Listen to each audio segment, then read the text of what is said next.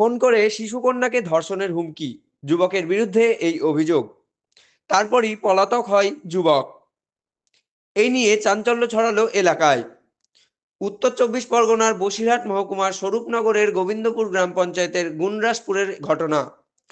বছর 25-এর এই আক্তারুল শেখ বাড়ি স্বরূপনগরের বিথারি হাকিমপুর গ্রাম পঞ্চায়েতের হাকিমপুর উত্তরপাড়ায়। অভিযোগ, চলতি মাসের 12 তারিখ রাত্রি 10:30 নাগাদ পেশায় ব্যবসায়ী উজ্জ্বল গাজী বাড়ি স্বরূপনগরের গোবিন্দপুর গ্রাম পঞ্চায়েতের গুনরাজপুর, তার কাছে একটি হোয়াটসঅ্যাপ কল আসে। হোয়াটসঅ্যাপ কলে অকথ্য ভাষায় গালিগালাজ করা হয় সেই ব্যক্তিকে, এবং সাথে সাথে বলা হয় 5 বছরের শিশু কন্যাকে স্কুল থেকে তুলে নিয়ে গিয়ে ধর্ষণ করে দেব। উজ্জ্বল গাজীর অভিযোগ, আক্তারুল শেখ ফোন করে এই সমস্ত হুমকি দেয়। অথচ ওই পরিবারের সাথে তার কোনো শত্রুতা নেই বলে জানায় উজ্জ্বল গাজী। ইতিমধ্যেই স্বরূপনগর থানার লিখিত অভিযোগ দায়ের করেছে শিশুর পরিবার, এবং ওই শিশুর স্কুলের পক্ষ থেকেও অভিযোগ দায়ের করা হয়।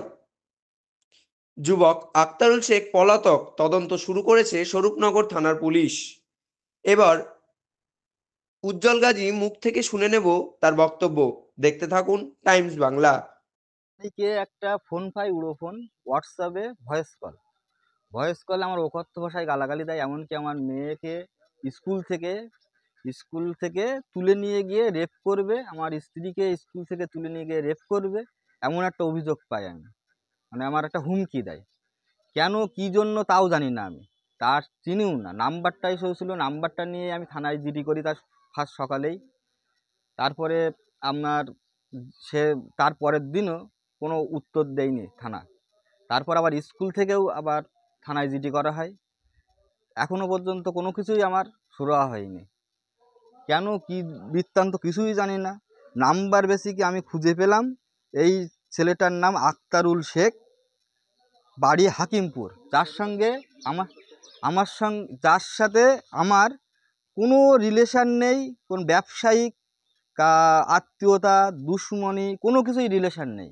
কিন্তু হঠাৎ করে কেন আমার এরকম একটা, যাই 5 বছরের একটা মেয়ে, তাকে রেপ করতে যাচ্ছে, স্কুল থেকে তুলে নিয়ে যাবে। তার সোমবারে পরীক্ষা, সে পরীক্ষা দিতে যেতে পারছে না স্কুল, এই 4 দিন, তার 3 দিন স্কুল যেতে পারছে না। স্কুল থেকে ফোন করছে, স্কুলে আসছে না কেন। স্যারেদের সাথে বললাম, স্যারেরাও একটা লিখিত দিয়েছে থানায়, জিডি করেছে স্যারেরাও স্কুলের প্যাডে লিখে। তবু এখনো পর্যন্ত থানা এখনো আমার কোনো স্টেপ নিয়েনি। যার নাম বললেন আক্তারুল শেখ, আক্তারুল শেখ, এর সাথে আপনার এই বিবাদ কেন? কোনো বিবাদ নেই, আমি ওকে চিনিই না। কোনোদিন দেখিনি, আমি আমার পরিবারের কেউ দেখিনি। আমি কি বলবো, আমার সঙ্গে কোনো বিন্দু মাত্র কোনো সম্পর্ক নেই। আমার পরিবার, আমার আত্মীয় স্বজন, কারোর সাথে সম্পর্ক নেই ওর। আপনি তো ব্যবসা করেন। আমি ব্যবসা করি, আমি টাওয়ারের একটা এমটি, আমার বাড়িতেই টাওয়ার। আর বাইরে কলকাতায় আমি ফলস সিলিংয়ের কাজ করি, ফ্লোর সিলিংয়ের কন্ট্রাক্ট নিয়ে কাজ করি। তাছাড়া আমার অন্য কোনো 2 নম্বরই ব্যবসা কোনো কিচ্ছুই নেই। সে কি আপনার কাছে কোনো টাকা পণ দাবি করছে? না না, ওসব কিছু বললো না। শুধু বলছে তোর মার্ডার করবো বিথারি পেলে, তোর বউকে, তোর স্কুলে তোর বউ রাখতে আসে, তোর বাচ্চাকে তুলে নিয়ে রেপ করব, তোর বউকে নিয়ে তুলে নিয়ে রেপ করব। আমার অপরাধ কি? অপরাধ কিছুই জানি না আমি। ওই ছেলের নাম কি? ওর নাম আক্তারুল শেখ, কোথায় বাড়ি? হাকিমপুর বাড়ি। আপনার ওর বাপের নাম মুসলিম শেখ। আমি পরে যা খোঁজ নিয়ে পেলাম, তাও ফোনপের মাধ্যমে আপনার আমি ওর নামটা বার করেছি। তাছাড়া আমার কাছে কিছুই ছিল না। প্রথমে যখন প্রথম দিন 13 তারিখে যখন জিডি করি, তখন শুধু নাম্বার দিয়ে জিডি করেছি। 14 তারিখে যখন আমি 14 তারিখে যখন আমি মাস্টাররা যখন স্কুলে যাচ্ছে না আমার বাচ্চা, তখন মাস্টাররা স্কুলের প্যাড দিয়ে আবার একটা জিডি করে। তখন আমি নাম ঠিকানা সব দিয়েছি থানায় নাম ঠিকানা দিয়েছি, যে আমরা ফোনপের মাধ্যমে এইটা পেয়েছি, এই নাম। থানা কিন্তু সেই একদিনে কোনো নামই ঠিকানায় কিছুই পাইনি।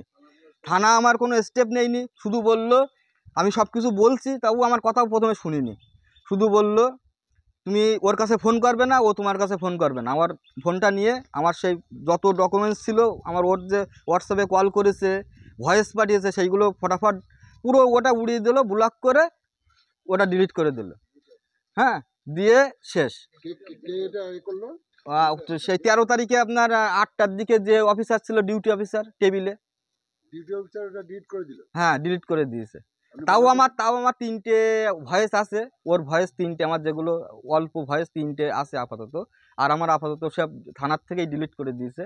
তার 14 তারিখে আমি যখন গিয়েছি, যে ডিউটি অফিসার আছে সে কিছুই জানে না। আমি গিয়ে কেস নাম্বারটা দিলাম যে স্যার এটা কি করেছেন, বললো আমার কাছে কোনো এ নেই, তুমি আবার জমা দাও আমার কাছে। এত বড় একটা কেস, তার কাছে কিছু একটা বাচ্চা মেয়ে ধর্ষণ করবে বলছে বিনা অপরাধে, আর সেই জিনিস ও ডিউটি অফিসার কিছুই জানে না। আমার আবার জেরক্স করে দিতে হলো, আর স্কুলের তরফ থেকে এটা আবার জেরক্স করে দিতে হলো, সব কিছু আবার দ্বিতীয়বার দিতে হলো। এই মুহূর্তে আপনি কি চান? আমি চাই কেন আমার ওই সন্ত্রাসী হোক, যাই হোক, আমি তোকে চিনিই না, সে যাই হোক, স্মাগলার হোক, আমি সে বলতে যাচ্ছে না কি কি জানি না, সে কেন আমার বললো, এটা সুষ্ঠু সমাধান আমি একটু চাই। প্রশাসনের কাছে একটাই দাবি, কেন আমার এই জিনিসটা হুমকি দিচ্ছে। আমার বাচ্চা মেয়েটা সোমবারে পরীক্ষা, সে পরীক্ষা দিতে যেতে পারছে না, সেজন্য যথাযথ আছে। সে স্কুলের টপার, 5 বছর বয়স, এখনো 5 বছর বয়সে 6টা প্রাইজ আছে তার, মেডেল দিয়ে 6টা বাইরে পরীক্ষা দিতে যায়, ট্যালেন্ট পরীক্ষা। মাস্টাররাও চিন্তিত, একটা বাচ্চা মেয়ের ভবিষ্যৎ নষ্ট হবে।